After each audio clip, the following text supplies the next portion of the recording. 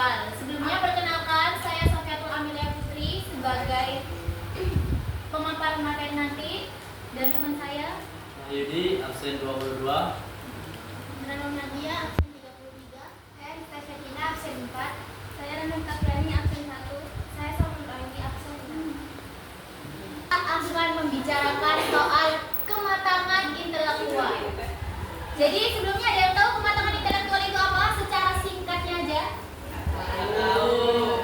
Oke, jadi kematangan intelektual itu adalah konsep di mana kita itu bukan hanya sekedar tahu, tetapi kita itu sudah bisa menganalisis masalah, bahkan sampai menyelesaikan masalah.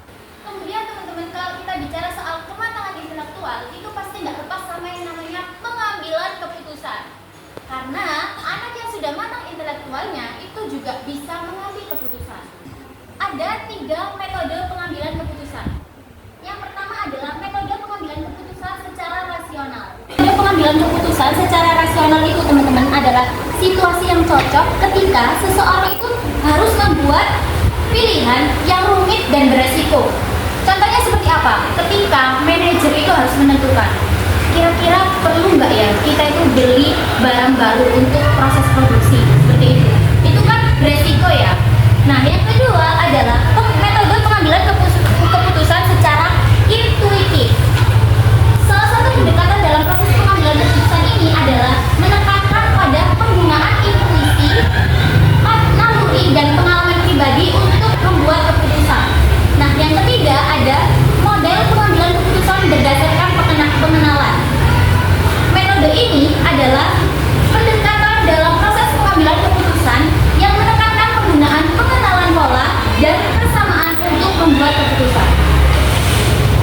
Kemudian teman-teman, pengambilan keputusan itu yang secara objektif menggunakan ilmu pengetahuan. Nah, objektif ini apa sih sebenarnya? Ada yang tahu nggak? Objektif, subjektif, ada yang tahu? Sebelumnya teman-teman, kalau objektif itu merupakan bagian dari ciri ilmu pengetahuan. Nah, objektif ini adalah cara berpikir yang mempertimbangkan sesuatu yang nyata, fisik, dan ada terlepas dari persepsi pribadi. Nah, perbedaannya apa sih kalau kita bicara soal objektif ya? Pasti nggak lepas sama yang namanya subjektif. Nah, kalau subjektif teman-teman, ini tuh berdasarkan pengalaman dan kepercayaan. Jadi kalau misalkan kita itu menentukan sebuah pilihan, kita itu berdasarkan pengalaman kita pribadi. Kayak misalkan kita dimintai rekomendasi nih, ada rekomendasi nggak ada untuk moderator acara A misalkan. Nah, karena saya misalkan sudah kenal sama Widya, jadi saya rekomendasikan Widya. Gimana kalau Widya? Karena sebelumnya di acara saya dia sempat pernah menjadi moderator, seperti itu. Kalau misalkan objektif adalah tanpa persepsi pribadi atau yang dapat diukur secara ilmiah.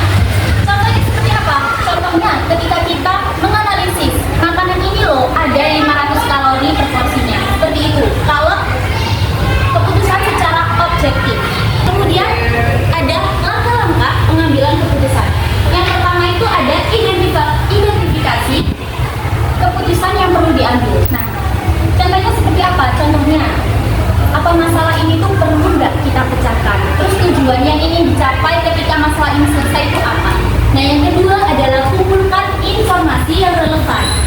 Setelah masalah atau kesempatan itu diidentifikasi, tentunya kita akan mengumpulkan ya informasi. Kira-kira cara menyelesaikan masalah ini itu seperti apa? Tapi informasi yang kita kumpulkan itu harus yang relevan. Nggak boleh yang sampai keluar dari masalah yang ingin kita selesaikan. Nah, yang ketiga ada cari solusi alternatif. Ketika kita sudah buat plan A, plan B, nah kalau misalkan plan A dan plan B-nya itu tidak berhasil, kita harus cepat-cepat untuk mencari solusi alternatif. Jadi kebanyakan ya teman-teman, dari pengalaman saya pribadi juga, ketika saya menyelesaikan masalah, tidak hanya saya siapkan plan A dan plan B, tetapi saya juga menyiapkan solusi alternatif. Jadi ketika tidak memungkinkan untuk plan A dan plan B-nya dilakukan, pastinya yang akan kita lakukan adalah plan C. Betul, jadi menggunakan solusi alternatif. Kemudian kita juga sudah menyiapkan drama mengenai pemahaman intelektual. Selamat menyaksikan. Teman-teman mau bikin makanan apa? Jadi mereka semua memutuskan setelah pulang sekolah mereka berdiskusi di taman belakang sekolah.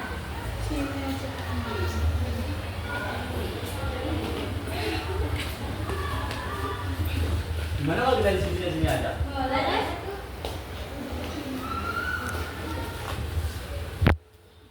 Kita jadinya bikin apa? Gimana kalau kita bikin pie aja? Boleh tuh. Pas bangetnya nggak sih? Kan itu nyenangin. Terus juga itu makanan kesukaanku.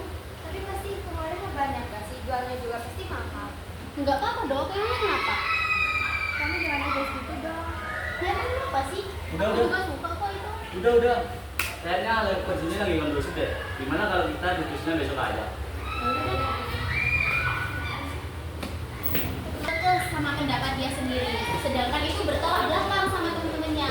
Dia lebih egois dengan keputusan dia sendiri tanpa mempertimbangkan ya keesokan harinya. Sepertinya kemarin aku kelihatan egois, terus aku juga mentingin keinginan aku sendiri. Kayaknya aku harus minta maaf deh ke mereka. Nah, sepulang sekolah mereka memutuskan untuk berdiskusi lagi. Tadi kemana ya? Terlalu sih tadi aku pas-pasan sama dia. Mungkin dia telat. Gimana kalau kita diskusi dulu aja ya? Ya boleh. Gimana jadi jadikan apa kalian? Guys, aku mau minta maaf soal kemarin. Kayaknya kemarin aku egois, terus aku juga mentingin keinginan aku sendiri tanpa mendengar pendapat dari kalian. Aku minta maaf ya. Kapan tadi sebelum kamu minta maaf, kita udah maafin duluan kok. Iya tuh, betul. Udah sekarang kita lanjut lagi aja bareng-bareng. Makasih ya teman-teman. Dan jadi ketika Nadia sudah tahu salahnya itu di mana dan dia tahu harus bersikap apa, akhirnya mereka bisa akur dan diskusi lagi. Jadi Nadim itu sudah matang intelektualnya teman-teman, kalau misalkan dia sudah tahu salahnya itu di mana dan dia tahu harus melakukan apa. Boleh dong kasih tepuk tangan. Jadi konsep media kita di sini itu seperti yang tadi, si anak yang ini belum menerapkan kematangan intelektual ya. Jadi dia kayak apa, bersikap bodoh amat banget sama ini sama circle-nya. Circle-nya kan lagi berantem kan, tapi dia tuh kayak nggak peduli gitu loh, bodoh amat. Terus dia juga kayak belum bisa berbaur sama teman-teman gitu loh, kayak susah banget berinteraksi. Jadi dia kayak nggak ada temen gitu ya jadinya ya. Jadi dia mengurung diri gitu. Kayak menutup diri gitu dari teman-temannya. Terus setelah dia paham apa itu kematangan intelektual, Dia mulai membaurkan dirinya bersama teman-temannya. dia saling menolong. Dan yang terakhir, Jadi dia bersih jadinya ketika dia sudah matang intelektualnya teman-teman, ini di slide terakhir dia sudah banyak temannya. Sudah ada pertanyaannya? Boleh silakan berdiri. Perkenalkan, nama saya Zahra Zaina, absen 31. Saya akan bertanya apa yang dimaksud universal. Jawab pertanyaan dari Zahra Zaina.